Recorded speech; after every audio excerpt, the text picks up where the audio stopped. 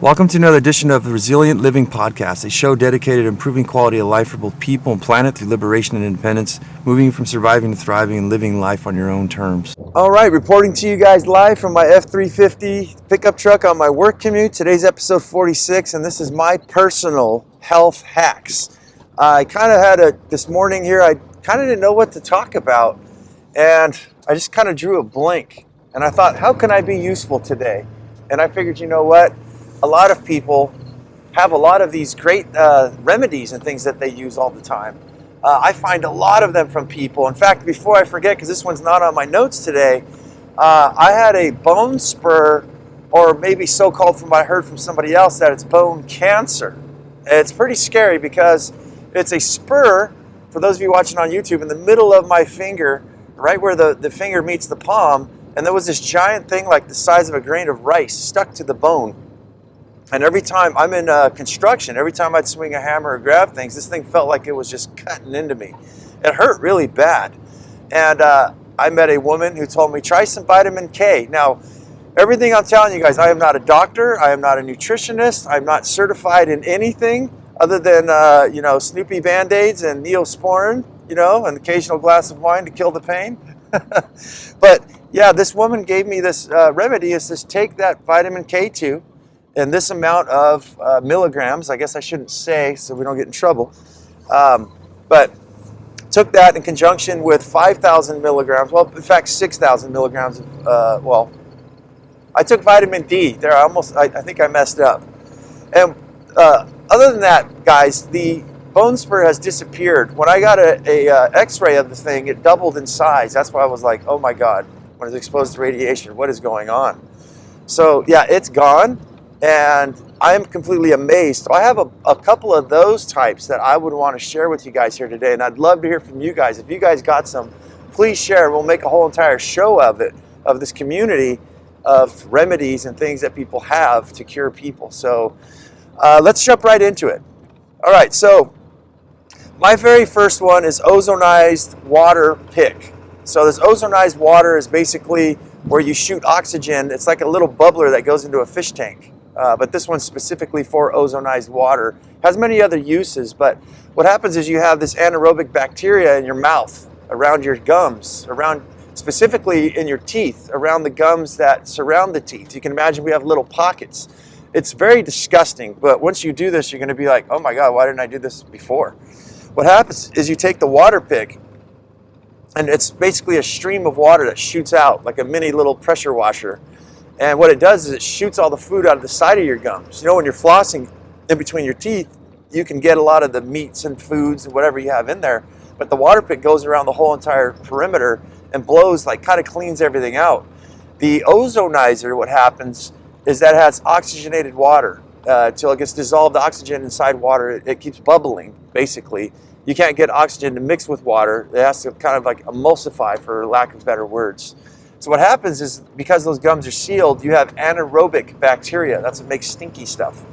And these bacteria can't survive in an oxygenated environment. So when you shoot them with oxygenated water, which is completely holistic, it kills them. And you get rid of them. You have a nice, good balance in your mouth. So I can't say enough about the ozonizer and also the water pick. Check it out for yourself. Next on the list here is I have raw milk. Raw cow's milk. I guess you can do this with raw goat's milk. Raw milk has cured my daughter. Well, I wouldn't say cured, but probably. I mean, it's very rare that she ever wheezes anymore. We go swimming in a pool that's maintained for us in the park where we live. And it's got full of chlorine. I mean, it stinks sometimes. And that used to burn her lungs, and she'd get wheezing. Sometimes just going for walks, not even that long of a walk, she had sort of asthma. And I found out that raw milk actually could help. So we tried it out. We did it medicinally, a cup a day, a small glass. And sure enough, all symptoms have completely disappeared. I mean, we have, I think, zero. I've got inhalers I haven't used in over 2 years. So guys, raw milk. Apple cider vinegar, honey, and lemon. I try to give my daughter to take apple cider vinegar pills and things like that, and sometimes it's a little hard for kids. But I think even for adults, they don't really like the flavor. You need to water down apple cider vinegar if you're going to take it. It helps with heartburn and things like that. It helps to supposedly keep the pH down in your body. But putting raw honey and lemon juice with apple cider vinegar, mixing it with water. If you're a believer, I know there's some non-believers in it. I'm kind of on the fence about it, but I'm going to share some stuff with you why I'm kind of on the side of, I think the stuff works.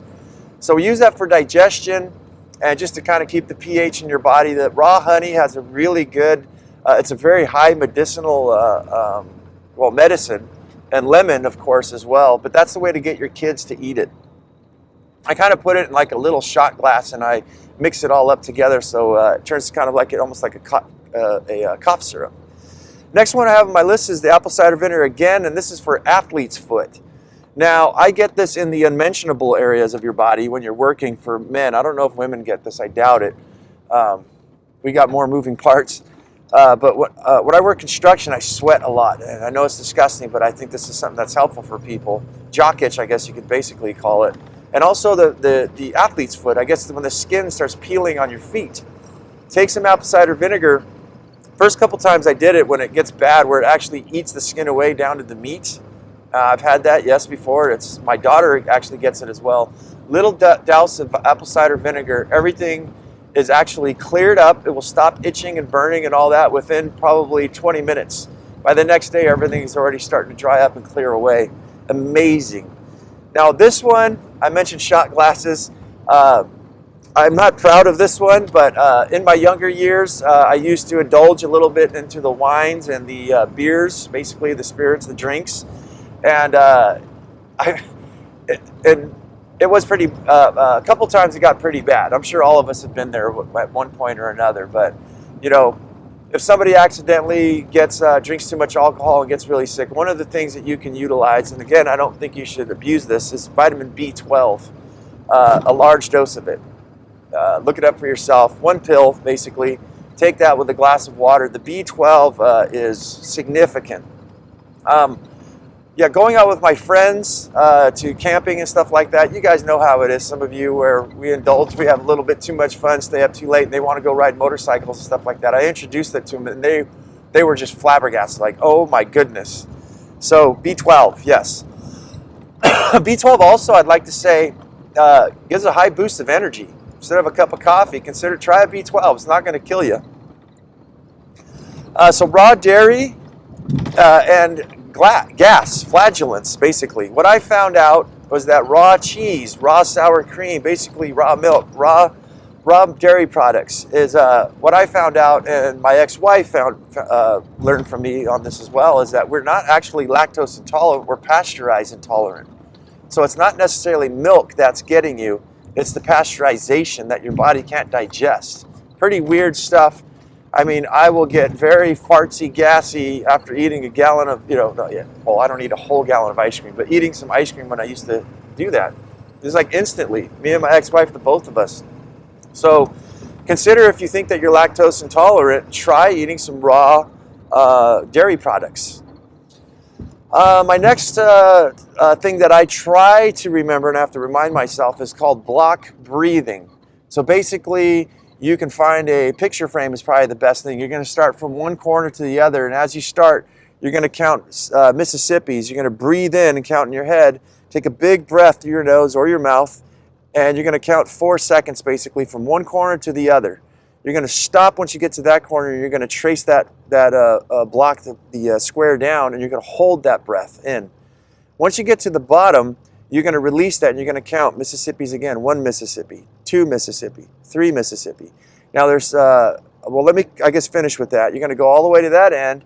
After you blow out the last of your air, you're going to hold that, and you're going to count 4 Mississippi, 1 Mississippi, 2 Mississippi, 3 Mississippi, 4, before you inhale again. What this does is this stimulates and wakes up the mind, and it relieves stress, all kinds of different things.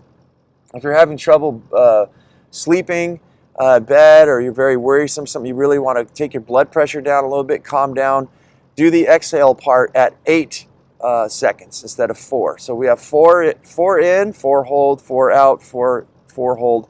This one's going to be 4 in, 4 hold, 8 out, 4 hold, and then repeat the situation. So just breathing alone.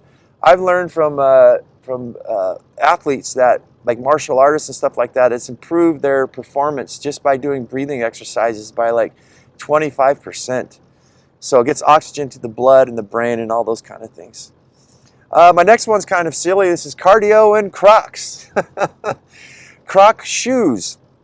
They're like a big giant sponge. It's like walking on clouds. I'm in my mid-40s and I've been working my entire life, and parts of me are starting to get kind of shabby, parts are falling off. They're wearing out, people. So what I found, instead of walking with shoes, is walking Crocs. And every time, when you're on the pavement or the road or something like that, on hard surfaces, every time you step, it really absorbs the shock. Try it with Crocs and try it without. I would suggest that you guys go and get yourself your tennis shoes, strap them on, do half of your walk with those on. At the end of it, put on your Crocs and do the last half of that. See how you feel. If you're afraid of blisters, just wear socks. The socks will actually help smooth out the inside from doing all that walking, and will smooth them out so they're like silk inside. So yeah, for us old people, cardio and Crocs. Raw honey for sugar cravings. If you're like me and you're trying to experiment and get your kids off sugar, and they have that sugar craving where they're just bothering you, they're just going nuts. And I mean, to me, in my opinion, sugar is a drug. It's the gateway drug to everything that we've had, amongst other things that I think, problems of psychological energy and things like that. It's a bad thing. Give your kids a tablespoon of raw honey. I don't know about you guys, but try to eat as much honey as you can. You can make it into maybe 2 tablespoons, and then you're just kind of like, all right, I had enough. So it satiates the sugar cravings, raw honey for your kids, or even for yourself if you're on a diet and you're so inclined to do such things. My next one is eating by intuition. So what I do with my daughter is we'll go to the grocery store, and myself as well, and the first thing that comes to my mind, or the first thing that I lay my eyes on. For me, sometimes it's papaya. I guess I learned that papaya has digestive enzymes in it. Something going on where I need those enzymes. I eat that papaya and it makes me feel good. My younger daughter as well, same thing. We'll pick out, sometimes it's watermelon, sometimes it's peaches, sometimes it's vegetables. Try to do this by intuition. I know you guys are going to want to go and eat cheeseburgers and things like that, but that's not your intuition. Limit it to vegetables and fruits. And I would say, if some of those who will be opposed to what I'm about to say, to even meats. Sometimes there's different things in poultry and fish and stuff like that. If you're craving fish, eat some fish. And I'd also say eat by intuition as far as fullness. I don't have this on my notes, but there's a way that you can eat and stop and actually feel your hunger. Start identifying with your body. Do some block breathing. Do some soul searching. And in your physical body, what I found is that there's a contentment where your stomach's full. You're on the border of, well, I can eat more, but that's just sport eating at that point, right? So, and there's times where I've eaten and I found that I didn't eat enough, so I'll have a little bit more. But there's enough, and I think a lot of us overindulge. All right, so my next one is lion's mane's mushroom. And Paul Stamets is the one that I love, the Mushroom Man. Anything you want to know about mushrooms, check out Paul Stamets. And he's got Fungi Perfecti. He's just a wonder. I don't have time to talk about everything, but this guy's helping save the world. It's responsible.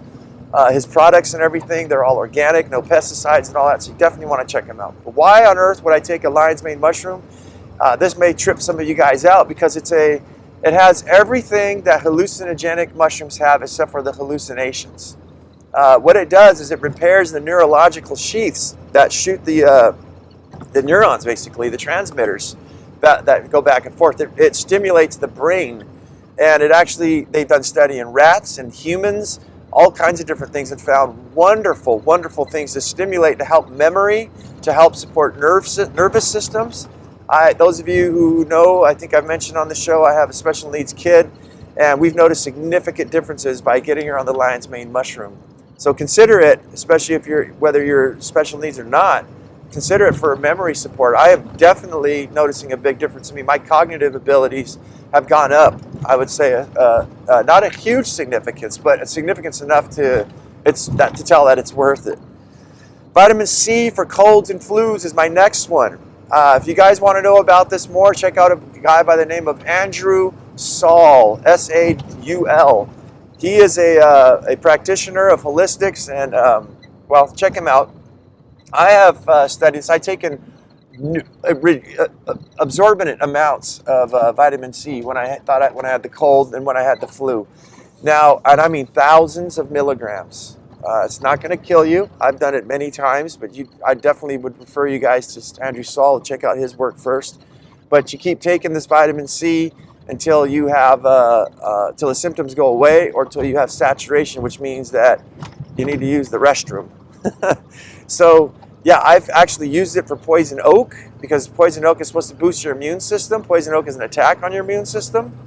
And I actually got rid of poison oak as well. So take in consideration vitamin C. Apple cider vinegar, again. Now, an old timer taught me this. I had a spur on my foot. And what he told me is pour some apple cider vinegar on a piece of cardboard and make it as an insert on your foot. And this will help to dissolve basically the bone spur. Does it work? Sure enough it does, because I tried it and it took it away. Within a week, I was back to normal. The thing completely shrunk. I tried it on my hand, as I told you guys. I thought I had a spur, and it actually ate the skin off my hand, like the first layer, and made stuff start to peel. So I just said, you know what, we're not going to do that. But on the foot, no problem. Raw juice is one of my life hacks instead of salad. For those of you who get busy all the time, just like me, you know, you get home. My work is very laborious. It tires me out. By the time I get home and cook dinner for my kids, I'm a single dad. 7 days a week, I don't really have much energy. And I know I should be eating more vegetables, you know, to stay healthier, but I just don't have the time. So I switch stuff. I look for solutions. We are a solution-based podcast here. So one of the things you can do is you can juice a bunch of vegetables, and I'll do these for an entire 5 days. Basically what I do is I'll throw anything. I'll do ginger and cucumbers and celery. Watch out on the celery. The celery can make you really go to the restroom. Let's just put it that way. Leftovers that I have, like tomatoes and stuff that just starts to get squishy. You know, it's not bad, but you're just kind of like, that's not going to taste good in a salad. Throw it in the juicer. Spinach, whatever you can. Just throw stuff in there. And what happens is the juice, a concentrated glass of juice is like eating a giant salad. So I drink my salad. And you can drink your salad relatively fast, right before dinner or after, during the week. And it really, I notice, helps keep my health up tremendously. Like everything's regular, the bowel movements and things like that. Also my energy, I just feel a lot better drinking raw juice. So you squeeze some lemon. If you're going to do like me, I do like quart jars or half-gallon jars. Fill them up to the brim. Put in some sea salt in there, and then squeeze about a half a lemon on top. And that's going to help to preserve it. My next one is CBD. CBD for anxiety. Cannabinoids, I guess, or I don't know what you'd call it. I forget what it is for CBD. But it's basically marijuana without the marijuana, without the high part. And I've smoked the CBD. I've taken it through oral pills. Guys, there's you have to do your research, but if you're buying stuff on Amazon legally or whatever refuses to sell actual CBD. So whatever you think you're getting as CBD, it's something else. Now, whatever we're putting in it that I was eating made me fall asleep and actually relaxed me, but I found out it wasn't CBD. But yeah, I've gotten high anxiety attacks where, I thought I was having a heart attack. I've got them so bad, and that's how bad the anxiety is for me. Sometimes it's out of control, and I wait till it's that far, and I'll actually roll me some CBD cigarettes, or I have it oil now instead of smoking the CBD, and it literally takes the anxiety away within seconds when you smoke it. When you drink it, when you take the tincture, it takes a while for your body to digest it, for it to enter your bloodstream. But it definitely helps you relax. It definitely helps you to sleep. It definitely helps anxiety. Right when you start to feel like you're getting anxious, you should probably keep yourself a little dropper of CBD oil and take it that way. Really, yeah, for anxiety, I would say if you suffer from it, nervousness, it definitely helps 100%. My last thing is just not caring about what others think. I think this is the problem we have in our society, is that a health hack. A lot of people are more preoccupied with what people think. They're more preoccupied with keeping up with the Joneses. They're more preoccupied in aesthetics than for functionality. And I think that's the shortfall of a lot of us, because we're not really focusing on our health, with things that we're doing. The reason I brought this up was when I was out on my mini retirement, my vacations, out there for a couple weeks. I was camping, and I wanted to get up and practice yoga, and I was lifting up water bottles as weights and stuff, filled them with sand, and a lot of people kept staring at me, but I didn't really care. Even my daughter said, "Well, Dad, everybody's looking at you." Well, I don't care. I'm in my campground. I know it may look weird that somebody's picking up this water jug, pretending like it's a kettlebell, but I'm getting my exercise. I know what I need to do for myself, and I don't really care about other people's opinions and things. Go ahead and gawk and look. So guys, stop caring what other people think about you. I think that's where a lot of nervousness and things happen, is a lot of this energy devoted to the aesthetics about how you look instead of how you're functioning, how you're working. These people aren't here giving you a glass of water when you're thirsty at night. These people aren't going to be holding your hand if, you end up in the hospital. So consider not really caring what people think about you. Just stop thinking about them. Start thinking about yourself. Start caring about you. And this one goes in multiples, but I'm up for time here. Last week we had Joseph Lofthouse on the show, and that ate up a lot of my bandwidth for the show. I only have allotted so much, so gonna have to cut this short. Guys, thank you for watching. You guys know what to do. If I brought you guys some value, please like and subscribe and share what you guys are doing, what you guys know of, any old remedies. I'd love to compile all this stuff and so that we can share with other people. I mean, these remedies are amazing. So yeah, go out there and have yourself a near-life experience. Don't lose your muchness. Carry on the fire and human up, my friends.